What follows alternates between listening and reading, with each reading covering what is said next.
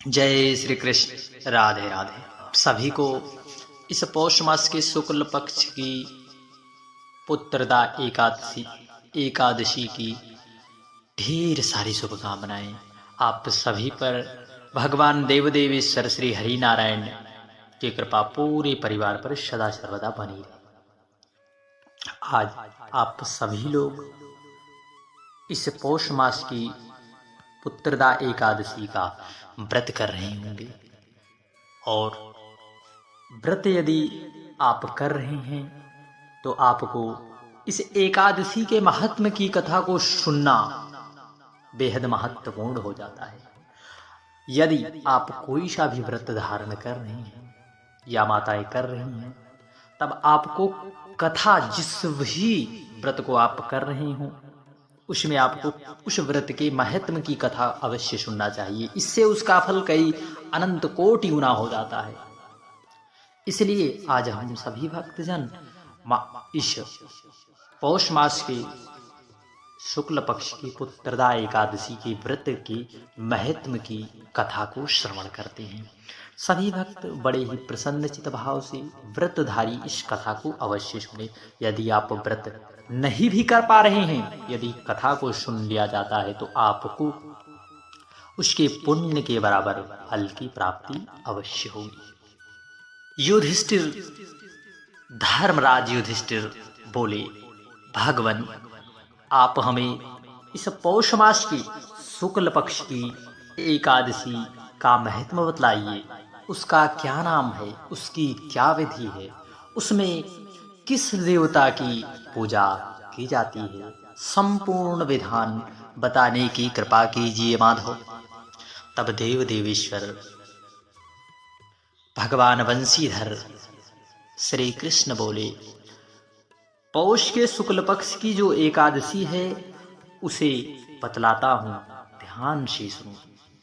महाराज, संसार के हित की इच्छा से मैं इसका वर्णन करता हूं।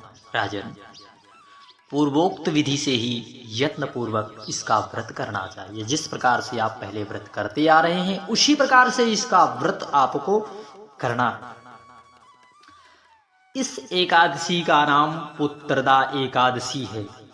यह सब पापों को हरने वाली उत्तम तिथि है, समस्त कामनाओं तथा सिद्धियों को प्रदान करने वाली। इसमें देवदेवेश्वर भगवान नारायण इस तिथि के आदि देवता है। चराचर प्राणियों सहित समस्त त्रिलोकी में इससे बढ़कर कोई दूसरी तिथि नहीं। इस प्रकार से भगवान श्री कृष्ण धर्मराज युधिष्ठिर को बताते हैं। भगवान श्री कृष्ण कहते हैं, धर्मराज, पूर्व समय की बात है, भद्रावती पुरी में राजा सुकेतुमान राज्य किया करते थे। वह अपनी प्रजा का पालन पुत्रवत अर्थात पुत्र की भांति किया करते थे। जिस प्रकार से राजा अपने राज्य का संचालन बड़े ही निष्ठा भाव से, प्रसन्नचित भाव से अपनी प्रजा का पालन किया करते थे, और उनकी पत्नी का नाम चंपा था। राजा को बहुत समय तक कोई वंशधर पुत्र नहीं प्राप्त हुआ। इसलिए दोनों पति पत्नी सदा चिंता में, शोक में डूबे रहा करते थे। राजा के पितर उनके दिए हुए जल को शोकोच्छ्वास से गर्म करके पीते थे। राजा के बाद और कोई ऐसा नहीं दिखाई देता था जो हम लोगों का तर्पण करे। यह सोचकर पितर सोच सोचकर दुखी रहते थे। एक दिन राजा घोड़े पर सवार होकर गहन वन में चले गए। पुरोहित आदि किसी को भी इस बात का तनिक भी पता न लगा। मृग और पक्षियों से सेवित उस सघन वन में भ्रमण करने लगे। मार्ग में कहीं सियार की बोली सुनाई पड़ती तो कहीं उल्लुओं की, जहां तहां रीछ मृग दिखाई दिया करते थे। इस प्रकार राजा घूम घूम कर वन की शोभा देख रहे। इतने में दोपहर का समय नजदीक आ गया। राजा को भूख और प्यास सताने लगी। तब राजा जल की खोज में इधर उधर दौड़ने लगे। किसी पुण्य के प्रभाव से उन्हें एक उत्तम सरोवर दिखाई दिया, जिसके समीप मुनियों के बहुत से आश्रम थे। शोभाशाली नरेश ने उस आश्रमों की ओर देखा। उस समय शुभ की इच्छा देने वाले शकुन होने लगे। राजा का दाहिना नेत्र और दाहिना हाथ फड़कने लगा, जो उत्तम फल की सूचना दे रहा था। सरोवर के तट पर बहुत से मुनि वेद का पाठ कर रहे थे। उन्हें देखकर राजा को बड़ा ही हर्षोल्लास हुआ। वे घोड़े से उतरकर मुनियों के सामने खड़े हो गए और पृथक पृथक उन सब की वंदना करने लगे। वे मुनि उत्तम व्रत का पालन करने वाले थे। जब राजा ने हाथ जोड़कर बारंबार दंडवत किया, तब ये मुनि बोले, राजन, हम लोग तुम पर प्रसन्न हैं। राजा बोले, आप लोग कौन हैं? आपके नाम क्या हैं तथा आप लोग किस लिए यहाँ एकत्रित हुए हैं? कृपया करके सच सच हमें बतलाइए। मुनि बोले, राजन, हम लोग विश्वदेव हैं, यहाँ स्नान के लिए आए हैं।